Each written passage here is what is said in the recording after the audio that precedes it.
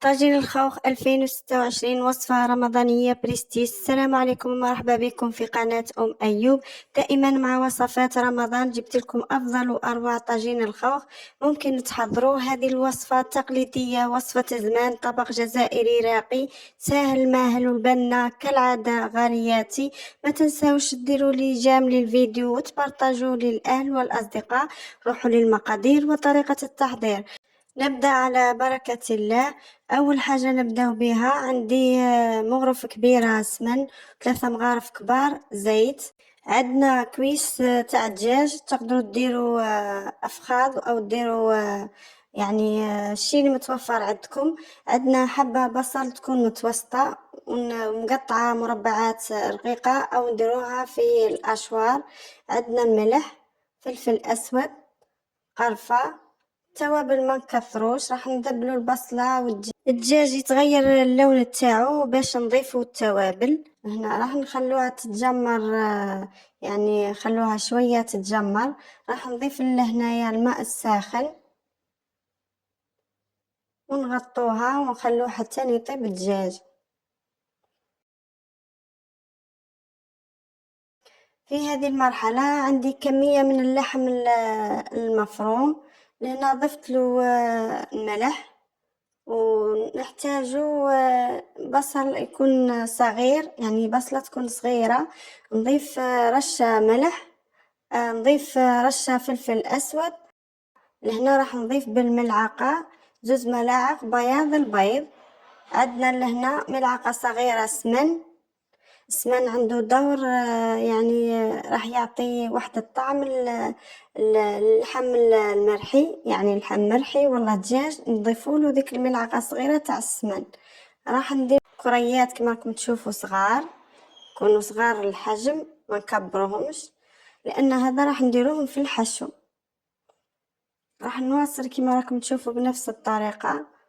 وهذا طاجين الخوخ، يعني وصفة تقليدية يجي ما شاء الله.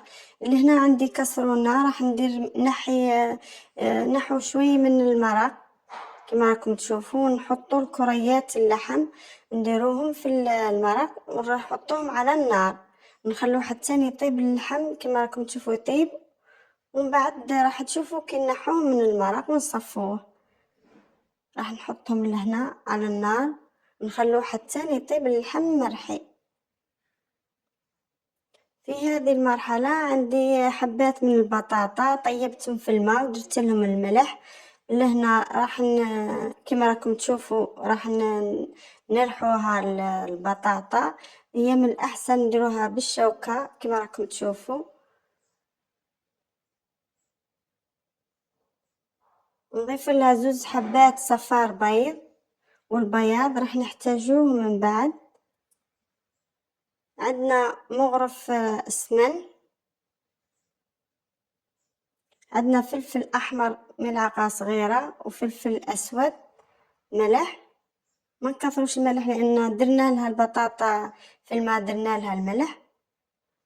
نخلطوا كل كما راكم تشوفوا مليح. فلفل احمر باش يعطينا هذاك لون الخوخ. لهنا بعد ما طاب الليبول تاع اللحم صفيته من المرق، وهذه المرق راح نرجعوها للطاجين. لهنا درت مغرفة صغيرة سمن ونروح نحمرو ديك الكريات. لهنا نضيف في الاخير بعد ما طاب الدجاج نضيفو الحمص. الحمص عندي طايب، نغطوه ونخلوه حتى تختار المرق.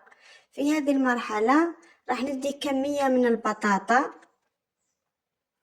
راح ندير فيها الكريات اللي كنت قليتهم كما راكم تشوفوا، نديروها في الوسط وراح نشكلوها على شكل كريات كما راكم تشوفوا. راح نمررها في الفرينة ومن بعد نديروها في البياض ومن بعد نديروها في الخبز اليابس لا شوبلور كما راكم تشوفوا. تابعوا الطريقة خطوة بخطوة، تابعوا الفيديو راح تفهموا الطريقة بالتفاصيل. لهنا بعد ما درتها في البياض راح نمررها في الخبز كما راكم تشوفوا. وهذا هو الشكل تاعها. راح نواصل بنفس الطريقة. نديروا البطاطا نبسطوها في اليد نديرو الحشو تاع الحمل المرحي، راح نمررها في الفرينة، من بعد في البياض، من بعد في الخبز اليابس المرحي. وهذا هو الطبق تاعنا اليوم. كما راكم تشوفوا طاجين الخوخ يجي ساهل، وصفة اقتصادية. لهنا راح نشكل على شكل حبة الخوخ، راح ندير لها كما راك تشوفوا بالاصبع، نديروا لها حفرة في الوسط، وراح نشكلها بالسكين كما راكم تشوفوا على شكل، ندير لها خط على شكل فتحة.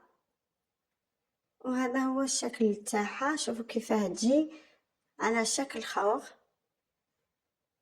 وهذا هو شكلهم، شوفوا كيفاه جاو. لهنا راح مباشرة نروحو نقلوهم في الزيت يكون ساخن على درجة النار تكون متوسطة، ما نقولوش النار باش يتبنى داك الشكل تاعو مايل ذهبي مايل للاحمرار. كل ما نجيو نقلو الحبه نحاول ان نعدلوها كما راكم تشوفوا، يعني نشكلوها على شكل الخوخ.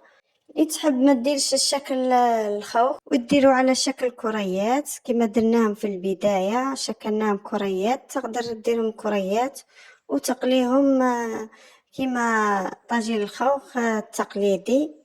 يعني زمان ما كانوش يشكلوه بشكل الخوخ، كانوا يديروهم كريات، وهذاك هو الطبق. لهنا بعد ما طاب راح نزينوه باوراق المعدنوس. شوفوا لهنا كيفاه جا الطبق تاعنا تاع الخوخ بريستيج طاجين الخوخ. وهذا الطبق جا ما شاء الله طبق شيك وراقي، طبق بريستيج. لهنا راح نديروا المرق.